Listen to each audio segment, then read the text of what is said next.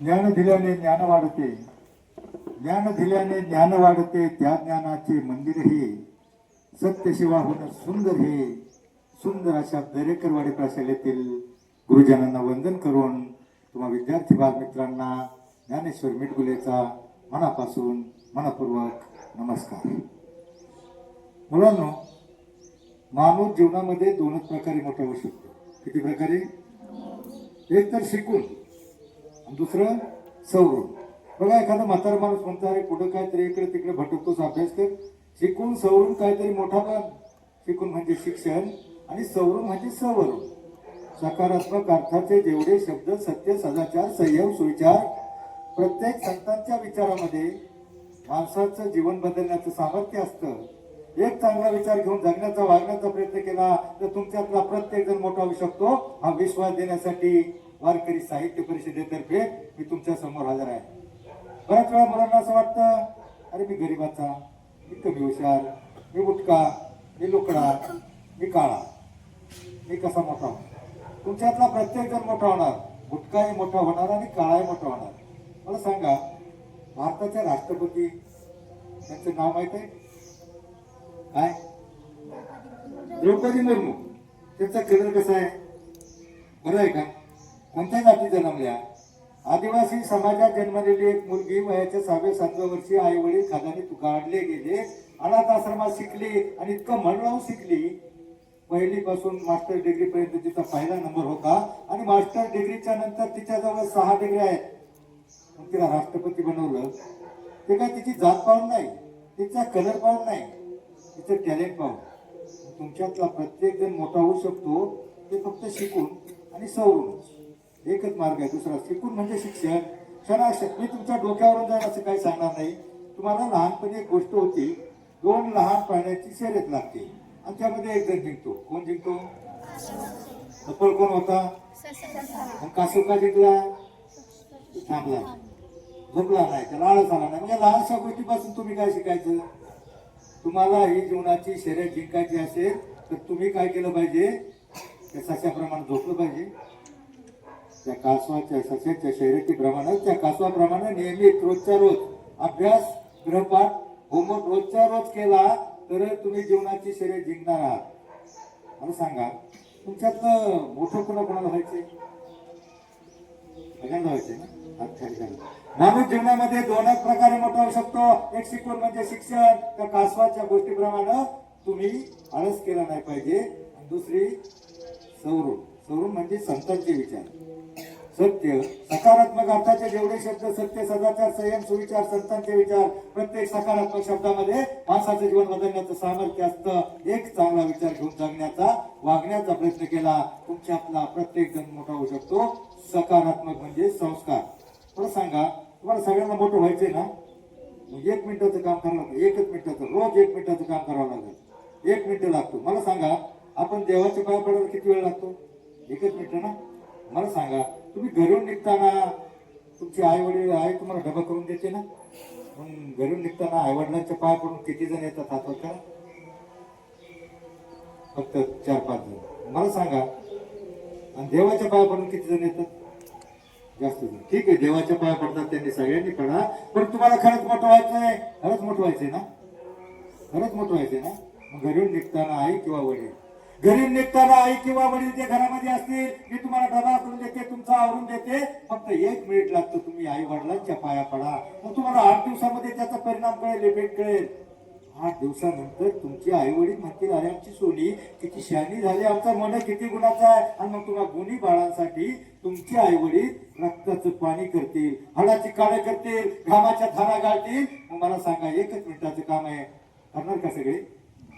कोण कोण पाया पडणार उद्यापासून? रोज नियमित.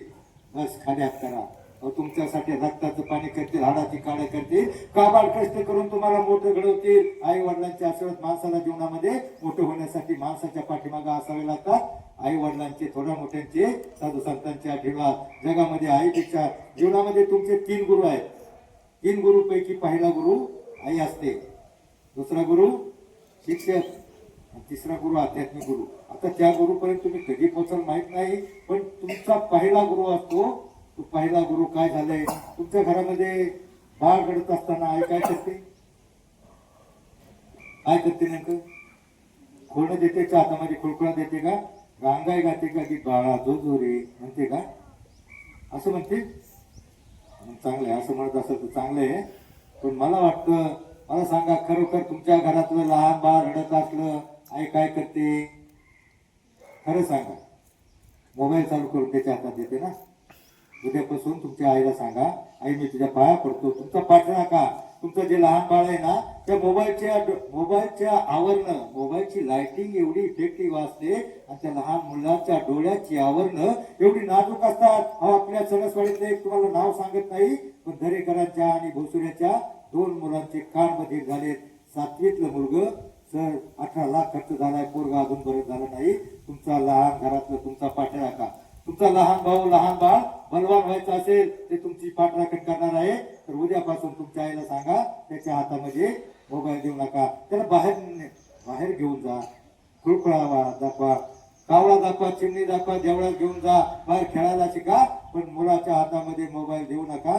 आणि तुम्हाला मोठं व्हायचंय, तुमच्यातले किती जण चांगलं मोबाईल खेळतात का?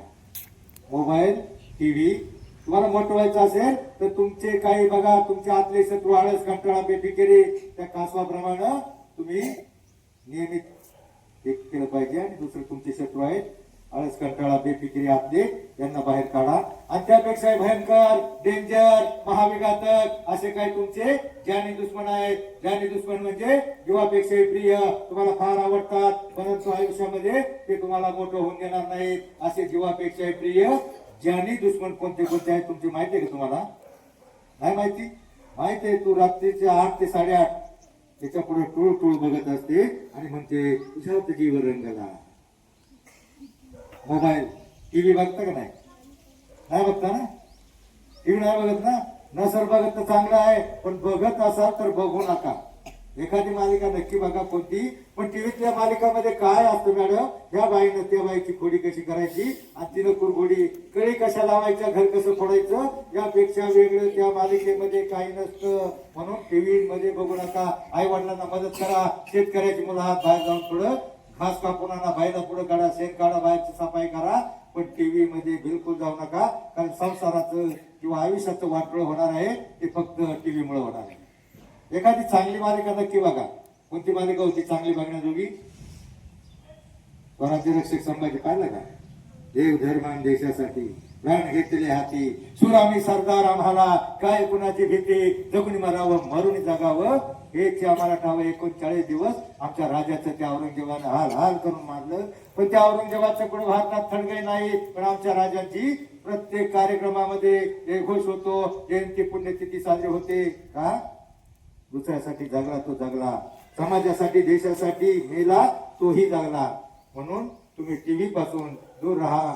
दुसरा तो मोबाईल, त्याच्या जवळ जाऊ नका. कारण मोबाईलची गरज काय होते, अलीकडे बऱ्याच शाळांमध्ये मी पाहतो मोबाईलवर होमवर्क पाठवतात. आपल्या शाळेत नाही पाठवत ना मुलांना? हा, पण मला वाटतं मोबाईलच्या ऐवजी संध्याकाळी लिहून दिलं तर ते पोरं काय करतात? कारण माझी 4 नातवंड आहे, मी बघतो. पण त्याच्यात एखादं विचित्र असलं ना ते मोबाईल होमवर्क बघतात, ते बघता बघता दुसरं काहीतरी होत शकते. म्हणून मोबाईल सर म्हणजे राग घेऊन देऊ नका, पण माझ्या मतानं जास्तीत जास्त जाताना तुम्ही कागदावर फळ्यावले आणि लिहून घ्या. जाता जाता ते लिहून घेतील. पण मी बऱ्याच शाळांमध्ये सांगतो तुम्हाला राग घेऊन देऊ नका. पण मोबाईल टीव्ही आणि सर ह्या गावातली पोरं आहेत ना फार चलाक आहेत. मी एका वरातीला आलो होतो, लहान लहान मुलं अशी मस्त नाचतात. मला सांगा डीजेच्या पुढे कोण कोण चांगलं नाचतं? हातवर करा. डीजे पुढे माझी पण नाचतात, ज्यांना कळते हातवर नाही करा. मला सांगा बाळांनो, हात खाली करा. डीजेचा आवाज किती नाजूक असतो, मंजूळ असतो, कानाला गोड लागतो. डीजे रस्त्यावर असल्यावर घरं दणकतात, भांडी हालतात. मला सांग, तुमची डोकी या दगडमातीच्या भिंतीपेक्षा निभार असतात? सर हसण्याचा विषय नाही, जरा सांगा. सर माझ्या एका मित्राचा मुलगा हडपसरच्या एका कामगारचा 15-16 हजार पगार, त्याचं पोरग 10वीला 92% मार्क आलं. पुणे जिल्ह्यामध्ये काहीतरी 6वं 7वं आलं. आनंदामध्ये होता, अगदी आनंदामध्ये होता. कोणत्या साईडला प्रवेश घ्यायचा, आर्ट कॉमर्स सायन्स काय म्हणायचं, त्या खुशीमध्ये तो असताना त्या पोराला फक्त सगळे गुण चांगले होते, एक वाईट नाद होता. गावामध्ये डीजे आला का ते जेवायचं अर्ध सोडायचं, हात पुसायचं आणि डीजे पुढे जाऊन लुंगी डान्स. काय गाणी असतात डीजेची, चांगली असतात का? मुंगळा तुम्ही मुंगळ्यासारखे नाचता. तुम्हाला कोणी बोलवतं का याने नाचायला बोलवतं का? तरी तुम्ही जाता. आणि हरिपाठ होतो का तुमच्या गावात? हरिपाठ होतो. हरिपाठाला किती जण जातात? सगळे जण जातात. रविवारच्या सुट्टीमध्ये 1 तास, प्रत्येक दिवशी जाऊ नका, होमवर्क असतो, पण रविवारच्या सुट्टीतला 1 तास जो तुम्ही टीव्ही मध्ये किंवा कुठेतरी इकडे तिकडे भटकत असाल, फक्त 1 तास हरिपाठाला आणि अर्धा तास लागतो. हरिपाठाला जा. एक काम करा, 1 मिनिटाचा आईवडिलांच्या पाया पडा. आणि दुसरं काम करा, रविवारच्या सुट्टीतला तो मोबाईल मधला टीव्ही मधला 1 तास तुम्ही जर हरिपाठाला गेला ना, हरिपाठाने काय होतं माहितीये का? मला सांगा, बाहेरचं डीजे वाजला, तुम्ही घरात असला, तुमचा अभ्यास होणार आहे का? अभ्यास होण्यासाठी आपलं मन, चित्त, बुद्धी एकाग्र व्हायला पाहिजे ना. हरिपाठामध्ये काय होतं? हरिपाठामध्ये आपल्याला हरिमुखी म्हणा, हरिमुखी किती वेळा म्हटलं तर देव भेटणार नाही लगेच, पण आपल्याच देव निर्माण होतो. बघा, हरिपाठ म्हणताना एक माणूस म्हणत असतो हरिमुखी म्हणा, दुसरा माणूस म्हणत असतो पुण्याची गणना कोण करी, तिसरा माणूस त्याच्या पुढे म्हणत असतो, चौथा माणूस असोनी संसारी, एका पुढे एक म्हणत असताना त्यावेळेला त्या माणसाचं काय होतं माहितीये का? त्यावेळेला त्यांच्या मनामध्ये संसारातलं, जगातलं कोणतंही दुःख, अडचणी, प्रपंचातल्या समस्या त्याच्या डोक्यात नसतात. त्याच्या डोक्यामध्ये एवढंच असतं, हरिमुखी म्हणा. याच्या पुढे काय म्हणायचं म्हणजे त्यावेळेला त्या माणसाचं मन, चित्त, बुद्धी स्थिर, शांत, एकाग्र, पवित्र आणि निर्मळ होते. म्हणजे त्या माणसाचं देव निर्माण होतो. देव कुणात आहे? देव कशात आहे? देवाची व्याख्या काय आहे? आत्मा हात परमेश्वर. तुम्ही कुठेतरी वाचलं असेल, आत्मा हात परमेश्वर, बरोबर ना? कोणता आत्मा? जो दुष्ट आत्मा, वाईट आत्मा. आपल्या देशात देवांची संख्या किती कोटी आहे? 33 कोटी, बरोबर. पण 33 कोटी म्हणजे मला वाटतं काहीतरी एक संकल्पना असावी, 33 प्रकारचे. आपण 33 देवांची नावं जर काढ बसा, आपण 33 देवांची नावं ही पटकन लिहू शकणार नाही. पण 33 कोटी म्हणजे आपल्या देशामध्ये खरोखर 33 कोटी जिथे जागते जिवंत देव आहेत. माहितीये का? पाहिजे का तू? आत्मा हात परमेश्वर, बरोबर. कोणता आत्मा? जो आत्मा, कोणता आत्मा माहितीये? म्हणजे जो दुष्ट, दुराचारी, वाईट, अनाचारी, भ्रष्टाचारी, किंवा जो वाईट वागतो, जो शिव्या देतो किंवा कोणाचे भांडणं करतो, तो आत्मा नाही. कोणता आत्मा? आपल्या देशाची लोकसंख्या किती कोटी माहिती आहे तुम्हाला? 145 कोटीच्या वर लोकसंख्या पोहोचलेली असताना ते 145 कोटी मध्ये 33 कोटी जिवंत देव आहेत. कोणते देव आहेत माहिती आहे तुम्हाला? 33 कोटी 145 कोटी पैकी 33 कोटी जिथे जागते, हसते, खेळते जिवंत देव आहेत. आणि ते देव कोणते म्हणाल तर सरकारी आकडेवारी बरोबर 33 कोटी कुणाची? बालवाडी पासून मास्टर डिग्री पर्यंत ते निष्पाप, निरपेक्ष, सात्विक, निर्भय वृत्तीचे जे विद्यार्थी आहेत ना, तुम्ही विद्यार्थीच खरे देव आहात. तुम्हीच खरे देव आहात. आणि तुमच्यातलं देव पण टिकवण्यासाठी, जगवण्यासाठी, जागवण्यासाठी माझा छोटासा प्रयत्न आहे. मला सांगा, रोज पाया पडणार आणि जर आठवड्यातला 1 तास, अर्धा तास हरिपाठ असतो, जर तुम्ही हरिपाठाला गेलात ना, जगातली कोणतीही शक्ती तुम्हाला मोठं होण्यापासून रोखू शकणार नाही. तुम्ही मीराबाई नाव ऐकले का? ऐकले? ऐ बाळा, तर ताडूस काय नक करतो का? मी तुझ्यासाठी आलो. तुला मोठं व्हायचं का? हा, तुम्ही बरंच मोठं झालाय. मोठं व्हायचं असेल जरा मी तुमचं लक्ष काय सध्या? टीव्ही, मोबाईल, डीजे का पाटलांचा बैलगाडा? काय लक्ष काय तुमचं लक्ष आहे शिक्षण. मुलांना शिक्षण म्हणजे शून्यातून विश्व निर्माण करण्याचा मार्ग. शिक्षण म्हणजे सुतावरून स्वर्ग गाठण्याचा मार्ग. लोक मेल्यावर स्वर्गात जाण्याची इच्छा व्यक्त करतात, पण शिकला सवरलेला माणूस या पृथ्वी तलावर स्वर्ग उभा करू शकतो, इतकी ताकद या शिक्षणामध्ये आहे. म्हणून ही शिक्षणाची संधी परत नसते. एखादा बघा आयुष्यात तुम्ही एखाद्या वेळेला काय होतं, एखादा मुलगा मामाच्या गावाला जातो, मुलगी मावशीच्या इकडे जाते, 2-4 दिवस खाडा होतो. आणि त्या वेळेला शिक्षकांनी 2-4 धडे शिकवले असतात आणि जीवनाची शर्यत जिंकायची असेल तर तुम्ही ऑटोमॅटिक मागं पडता. आल्यावर तुम्हाला तो लोड येतो, जीवनाची शर्यत जिंकायची असेल तर तुम्हाला नियमित तो एकही दिवस, आठवड्यातला 1 दिवस नाही, 1 तास सुद्धा वाया घालू नका. कारण शिक्षणाची संधी परत नसते. त्याप्रमाणे धनुष्यातून सुटलेला बाण परत माघारी करू शकत नाही. त्याप्रमाणे शिक्षणाचा गेलेला 1 तास सुद्धा परत मिळत नाही. म्हणून ही संधी आहे, संधीचं सोनं करा. मला वाटतं मला वेळ थोडा देता, फक्त तुम्हाला शेवटचं एक उदाहरण सांगतो. तुम्ही संत ऐकले, महिला संतांची नाव माहिती आहे का तुम्हाला? कोणते कोणते? बरोबर, मुक्ताबाई, मीराबाई, जनाबाई, बहिणाबाई. यांच्या कविता तुम्हाला मास्टर डिग्री पर्यंत आहे, तर त्याच्यातून काहीतरी घ्यायचं असतं. मन वढाय वढाय, आपलं मन जे वढाळ आहे कुणीकडे जातं, त्याला जाग्यावर आणण्याचं काम फक्त संतांचं साहित्य करतं. हरिपाठ करतो. मग त्या हरिपाठामध्ये 38 नंबरचा अभंग आहे, अवघाची संसार सुखाचा करीन. कोणाचा संसार म्हटले? अवघाची म्हणजे अख्ख्या जगाचा संसार म्हटले. आपल्या घरचा नाही, पप्पा मम्मी गुड्डी चौघांचा नाही. अवघाची म्हणजे जगाचा संसार सुखाचा करील. आणि आनंदे भरीने तिन्ही लोक म्हणजे स्वर्ग मृत्यू पाताळ सगळीकडे आनंद निर्माण करेल. अभंगाच्या एका चरणाचा अर्थ 4 चरणापैकी एवढा मोठा असतो. तर अख्ख्या अभंगामध्ये किती सामर्थ्य असेल. फक्त आता आपण 2 अभंग 2-2 ओळी मागं म्हणायच्या, आणि त्याच्यातलं 2 ओळी फक्त मागं म्हणाल का? म्हणताना त्याच्यातला अर्थ काय, त्याच्यातला त्या ओळींचा अर्थ काय तो डोक्यामध्ये घ्या. मीराबाईचं एक भजन होतं का? मीराबाई ऐकले ना? हा, मग त्या ओळीचा अर्थ काय आहे तो डोक्यात घेतल्याप्रमाणे वागण्याचा प्रयत्न करा. तुम्हाला कोणीही अडवू शकत नाही. बघा, मीराबाईचं भजन होतं, जैसी लागी लगन म्हणा, मीरा हो गई मगन, वत गली गली हरी गुण गाणे लगी. काय अर्थ होतो याचा? जैसी लागी लगन. जैसी लागी लगन या शब्दाचा अर्थ काय होतो? जैसी लागी लगन म्हणजे मीराबाईला श्रीकृष्णाच्या भक्तीची एवढी आवड, एवढी गोडी निर्माण झाली होती, तशी गोडी तुम्हाला अभ्यासाची निर्माण झाली. आणि मीरा हो गई मगन म्हणजे मीराबाई श्रीकृष्णाच्या भक्तीमध्ये एवढी लीन तल्लीन मग्न झाली होती.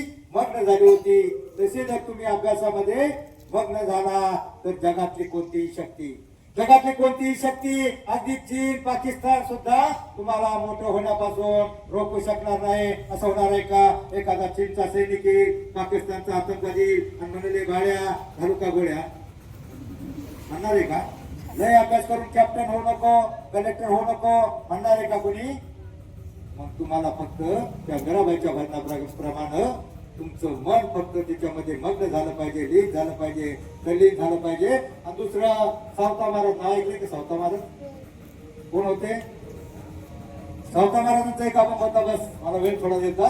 सावता महाराजांचा अभंग होता, कांदा मळा भाजी, अवघी मिठाई माझी, लसूण मिरची कोथंबिरी, अवघा झाला माझा हरी, मोठ नाळा विहिरी दोरी, अवघी व्यापली पंढरी, सावता म्हणे केला मला, विठ्ठल पायी गोळला गळा. तुम्ही सावता महाराजांचं चरित्र तुम्ही थोडंफार वाचलं असेल. सावता महाराजांचं गाव पंढरपूर पासून 30 किलोमीटर हायवेच्या अलीकडे आरण, पण ते कधी पंढरपूरला गेले नाही. पंढरपूरला न जाताना ते आपल्या शेतामध्ये काम करायचे, मोठ चालू करायचे, पाणी द्यायचे, कांदा मळा पिकवायचे, भाजी पिकवायचे. शेतामध्ये काम करता करता ते फक्त विठ्ठलाचं नाम घ्यायचे. कामामध्ये काम, विठोबाचे नाम. काम करता करता फक्त विठोबाचे नाम घ्यायचे, मोठ चालू करायचे. आणि मोठंवर गाणं म्हणता बघा, आपण आऊत चालू केलं, आपण आवताचं गाणं म्हणतो ना, मोठं काहीतरी बैलाच्या मागं, तसं ते मोठंचं गाणं म्हणायचे, गाऊ मोठवरचं गाणं. आता मी थोडक्यात सांगतो, पण ते असं नाही म्हणायचे. मोठवरचं गाणं म्हणताना ते विठ्ठलाचं नाव घ्यायचे, विठ्ठलाचं भजन करायचे. म्हणायचे, विठ्ठल विठ्ठल विठ्ठला हरि ओम विठ्ठला म्हणा.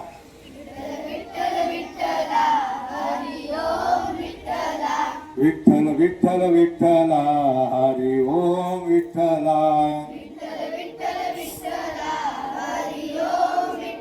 भजन करता करता ते थोडे थांबायचे, आपल्या पिकाकडे पाहिजे. म्हणजे त्यांचा देव कोणता होता? कांदामळा भाजी. आपला कांदामळा आपण वर्षभर कष्ट केले, पाणी दिले, एवढं पीक वाढवले, आता पीक काढायचंय. ते काढायला आले का नाही, मग ते जोमानं त्या पिकाकडे काही कांदा उपटायचे, मुळा उपटायचे, मग त्याच्याकडे बघायचे. त्यांना आनंद व्हायचा, माझा देव कांदामळा माझा देव आहे. आणि मग त्या देवाकडे बघायचे आणि ते म्हणायचे, विठ्ठल माझा माझा माझा माझा माझा म्हणा.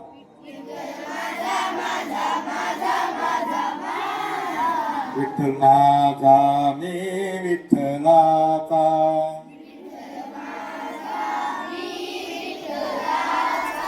विठ्ठल माझा मी विठ्ठलाचा.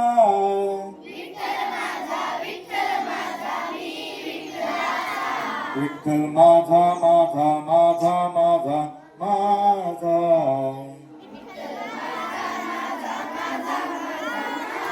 विठ्ठल माझा मी विठ्ठलाचा.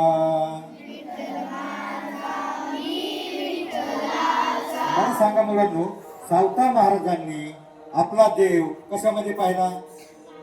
कामात पाहिला. बरोबर, कानामुळा म्हणजे कामात पाहिला. सावता महाराजांनी आपला देव कामात पाहिला. पण मला सांगा, सध्या तुमचा देव कशात आहे?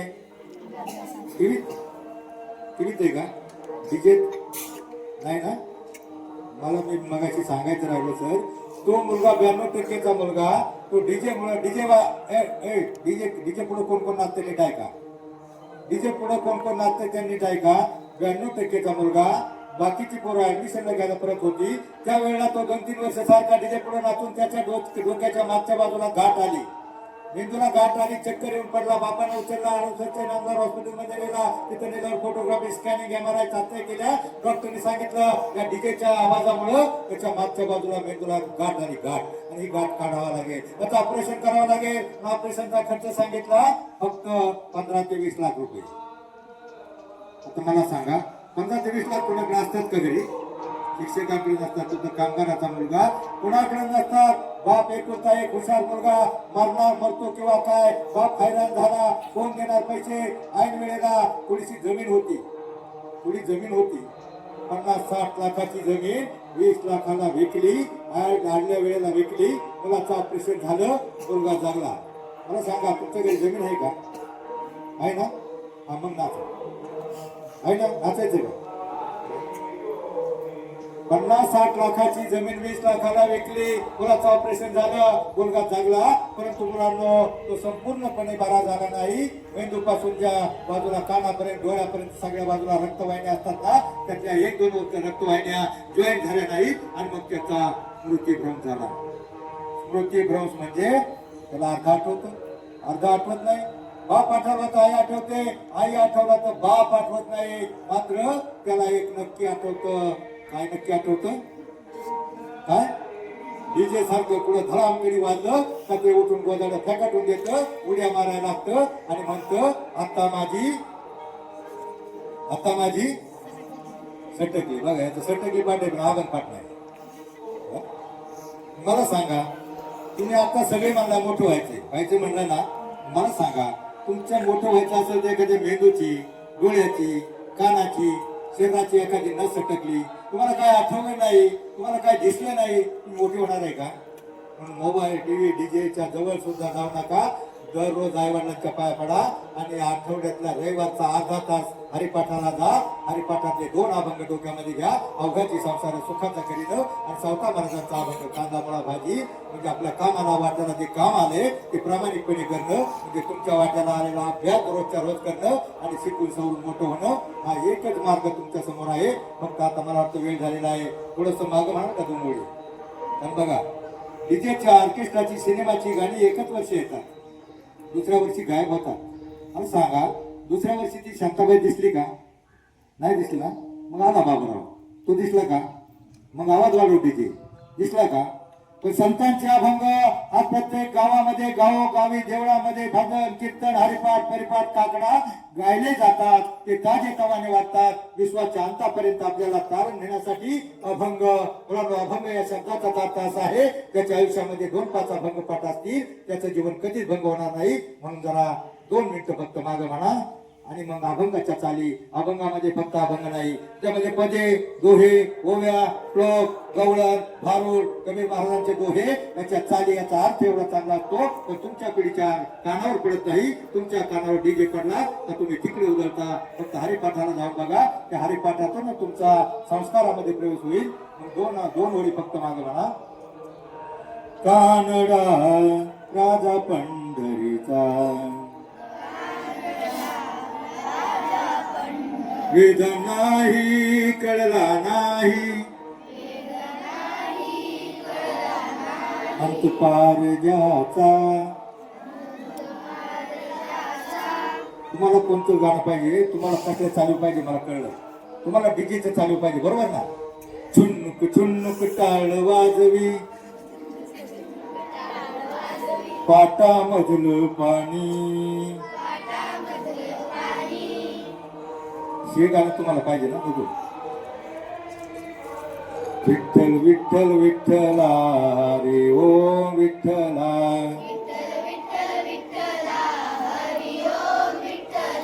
विठ्ठल नामाची शाळा भरली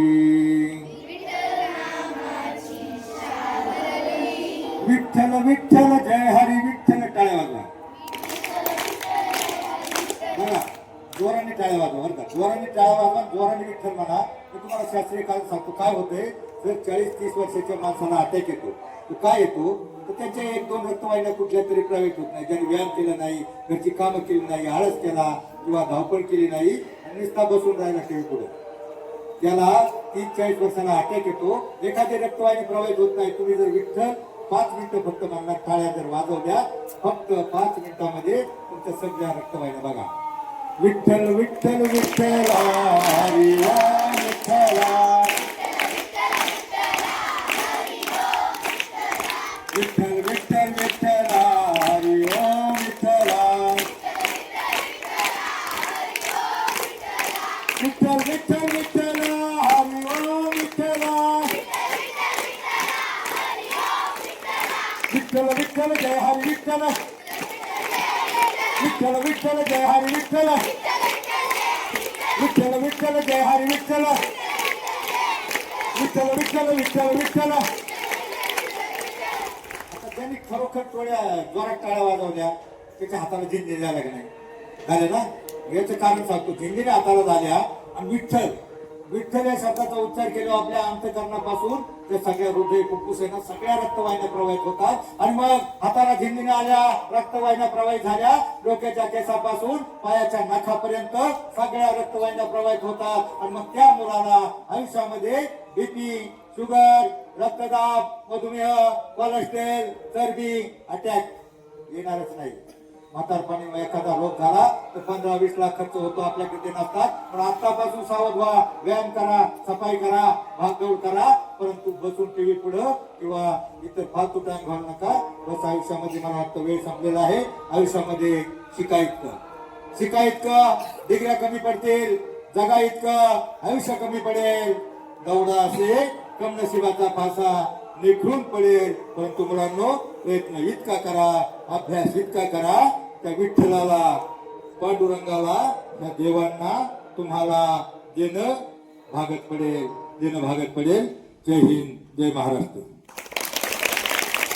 येऊन आज आपल्याला अत्यंत मोलाचं मार्गदर्शन केलेलं आहे आजची पिढी जी आहे ती मोबाईल आणि टेलिव्हिजन याच्या समोर इतकी व्यस्त झालेली आहे की त्यांना मैदानावर खेळायला भागदौड करायला कसलाच वेळ नाही त्यामुळे आपसुकच आपल्या शरीराची हानी होत आहे आणि त्यामुळे आपलं प्रचंड असं नुकसान होतं त्यांनी आपल्याला जे अभ्यासाविषयी मोठं होण्यासाठी काय काय केलं पाहिजे याविषयी जे मार्गदर्शन केलं त्याबद्दल आपल्या शाळेच्या वतीनं आणि सर्व मुलांच्या वतीनं त्यांचा हार्दिक असं आभार मानतो आणि खरंच आजच्या मुलांना आजच्या पिढीला अशा मार्गदर्शनाची खूपच गरज आहे आपण आता नुसतं आपल्या भौतिक सुखाच्या मागं पळत आहोत आपलं शारीरिक व्यायाम वगैरे काहीही आपल्याच्याने होत नाही